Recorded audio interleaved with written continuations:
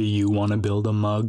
Fantastic. Just fill out this 12-page form and it will be delivered in 3 to 5 business days. Gifted to us by Tarn Adams, who martyred his own life just to bring us the most intricate simulation of dwarf inbreeding we never asked for. Dwarf Fortress is one of the longest ongoing indie cult classics that consistently proves to be irresistible to the mentally ill. And then, recently, a full retail version with updated graphics and UI was uploaded to Steam for like $30. To spare you the details, it's worth every penny, unless you're from an impoverished nation. But fret not, as the devs spared you no expense. On v.0.3 Games' website, you can still download the free version, albeit with peasant graphics. Just go get one of the many community tileset packs and you'll be fine.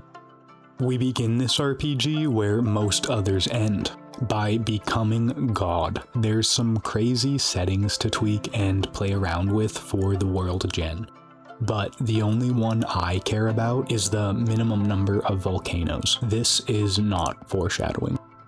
This, among many others, is what makes Dwarf Fortress stand out. The world is woven intricately and organically upon every generation. Civilizations rise and fall. Religion and forms of music flourish and die. It's beautiful how unique each one can be.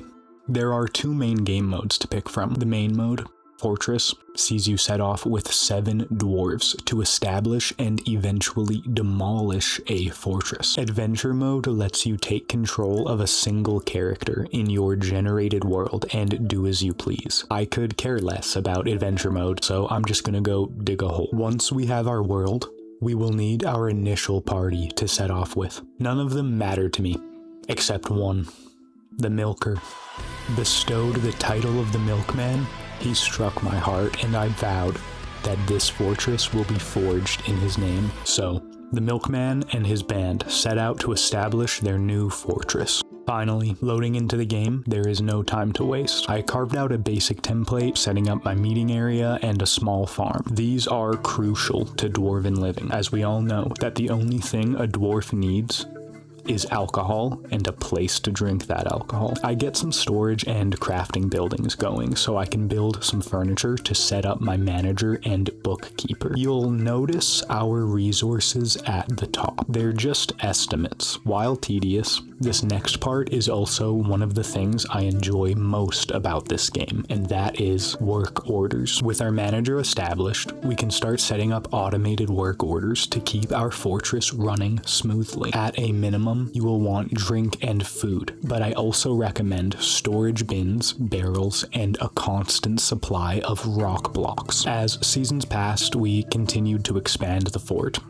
All was well, until one fateful day, when trying to expand, a dwarf strikes a load-bearing rock, giving way to the volcanic lava underneath. This dwarf did not make it out, their name forgotten, but their actions remembered through the lava-scarred landscape. Some ran for safety in the fort, while others ran down the mountain. Through quick reflexes, one valiant dwarf managed to wall off the entrance, blocking it from the lava, but also from the dwarves left outside. One of those poor souls was the Milkman.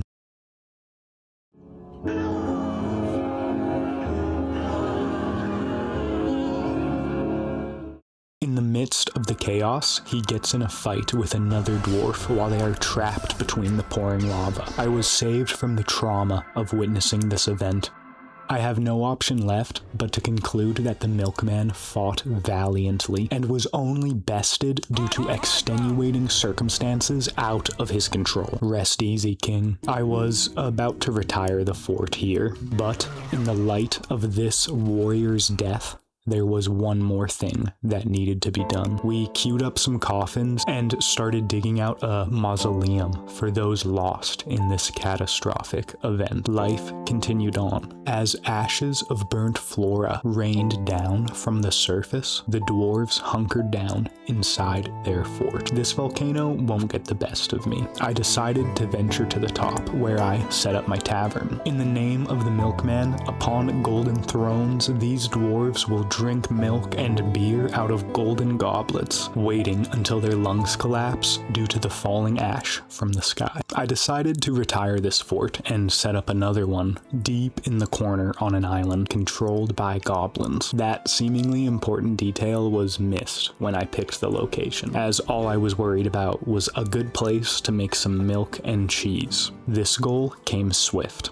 as I was focused on establishing our necessities, then pivoted to cheese making. Dwarves must not seem to like cheese, as no matter how long I waited, no migrants or travelers visited my inn. This was devastating. If the nearby goblins didn't want to come and share my cheese, I decided I would have to go out and make them. Okay, round 2. Part 2. I decided to put all of my focus into arms making and military training and trained up an army. After months of training, the crew was ready for their first mission, a goblin raid. They would return as better men, or traumatized. Around this time, my tavern became desirable, I guess, as we more than doubled our population in migrants overnight. I believe it has something to do with the value of the fort. Not even dwarves can escape the ever-present threat of capitalism. The population boost is exactly what I needed, but I don't really have many jobs available, so I sent them off to the barracks for training. Looking back on my first successful raid filled me with much hubris, so I began preparing for a true raid on the goblins.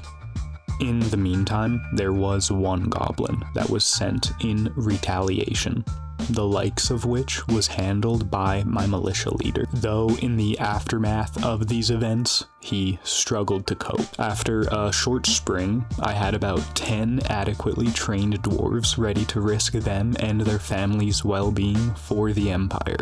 An entire civilization of tens of thousands of goblins will surely be cake for these chads. Out of the 2 squads I sent, only one returned with half its men.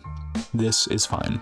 We don't look back. I decided to hunker down and increase the value of the fort, as surely this is what attracts the migrants. And with more migrants comes more bodies for war. We need an army, and quick. Taking another look at the world map shows us that we are now at war with the goblins. This surely will end just fine. Dwarf Fortress is less of a game and more of a story simulation. It's incredibly unique. I give this game my highest rating. You should certainly give Dwarf Fortress a try. Jarvis, I need mug. 放我从这地狱里出来。Master. No, wait.